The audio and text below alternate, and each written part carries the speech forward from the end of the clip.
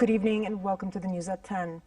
His Majesty King Abdullah and Sultan of Brunei, Haji Hassan al-Bolkiah, held talks at Al Husseiniya Palace on bilateral ties and current regional developments.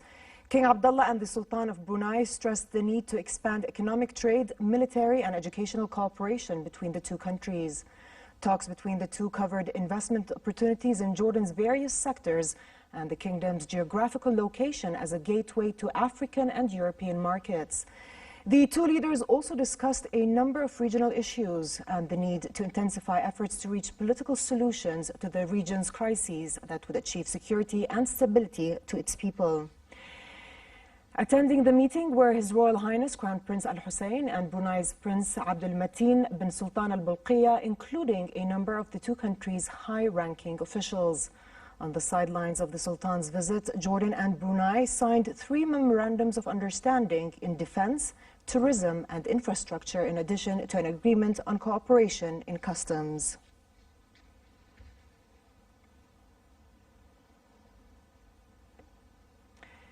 His Majesty, the Supreme Commander of the Jordan Armed Forces Arab Army, and Sultan of Brunei, Haji Hassan al-Bolkiah, later attended the annual flag parade at Al Raya Parade Ground in the Royal Hashemite Court.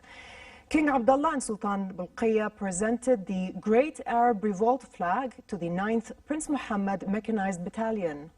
The parade, which featured the participation of 550 Jordan Armed Forces personnel, reflected discipline and precision through well-coordinated marches featuring musical pieces from national, international and Bruneian heritage, as well as shows by cavalry and camel units and a Royal Jordanian Air Force air display. The parade concluded with the participating units saluting His Majesty and Sultan Bolkiah before exiting Al Raya as the national anthem was being played.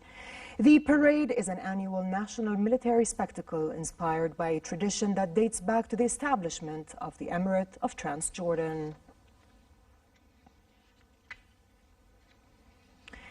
His Majesty the King affirmed the deep-rooted ties binding the kingdom with Kuwait, Saudi Arabia and the United Arab Emirates during a meeting with the Gulf countries' finance ministers.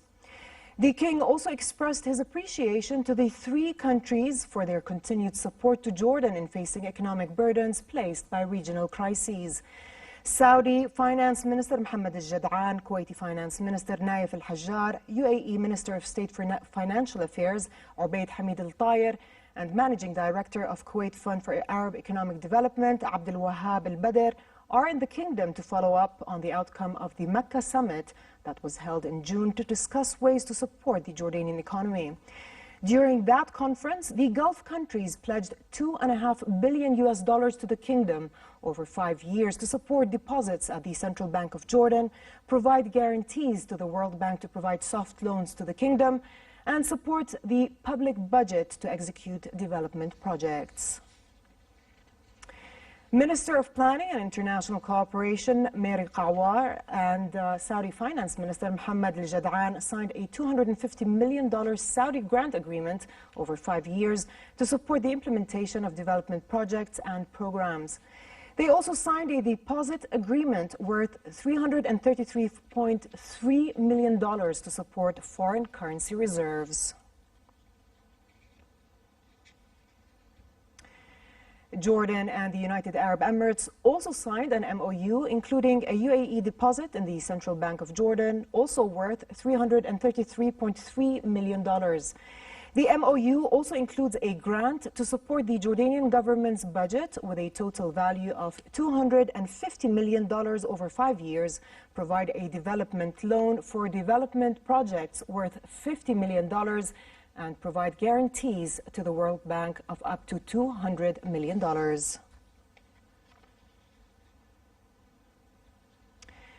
MOUs between Jordan and Kuwait, meanwhile, included Kuwait's deposit of $500 million on preferential terms in the Central Bank of Jordan. The MOU will also provide a loan program of $500 million over a 5-year period of $100 million for each year starting next year to 2020 to finance infrastructure projects. Over to Yemen, where the United Nations is discussing an emergency plan to stem the Yemeni rial's fall and restore the country's economic confidence. UN Special Envoy Martin Griffiths said the best way to resolve Yemen's humanitarian crisis is to fix the economy. Stemming a slide in the real currency, he added, is a top international priority. Griffiths also said that by November, the United Nations hopes to resume consultations with the warring sides, the Houthis, and the internationally recognized government. Partly, if it is to happen. The United States warned it will continue to tighten sanctions on Iran. U.S. Ambassador to Disarmament in Geneva, Robert Wood, made the warning following yesterday's ruling by the International Court of Justice, which had ordered the United States to ensure that sanctions against Iran do not affect humanitarian aid or civil aviation safety. The United States said it planned to impose new sanctions targeting Iran's oil sector today, with the aim of stopping Iran's involvement in conflicts in Syria and Iraq. It's very clear what Iran's motives are. In sports, Finland's Timo Sunninen enjoyed a good warm-up round at the Rally of Great Britain and Wales as he topped the standings ahead of a host of big-name WRC drivers. Sunninen mastered the tricky 3.37-kilometer speed test in his Ford Fiesta to top the charts in 2 minutes, 1.2 seconds, which is 0.2 seconds faster than Jari-Matti Latvala, Sebastian Ogier, and Elfyn Evans. Estonian driver Ott Tänak, who has a real chance of winning the overall title, suffered a big crash. The Rally of Great Britain begins tomorrow.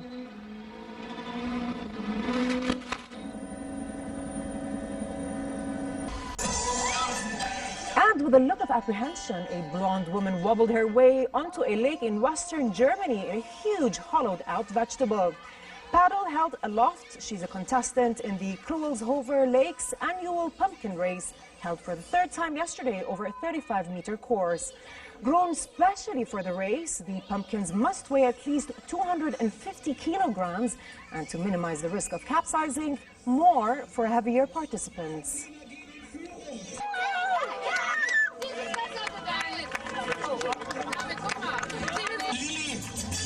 Und Lilly schön im Gleichgewicht halten. Sehr gut, sehr gut, sehr gut. Oh, jetzt wird mal gedreht.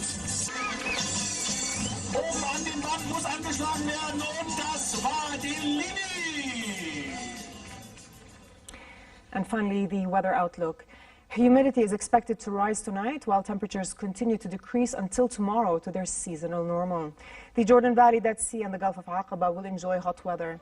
Amman should expect daytime highs of 29 degrees and lows of 18, while Aqaba's highs reach 35 degrees and drop down to 24 at night. With this, we come to the end of tonight's news. I'm Dana Absham. Thanks for watching and have a good night.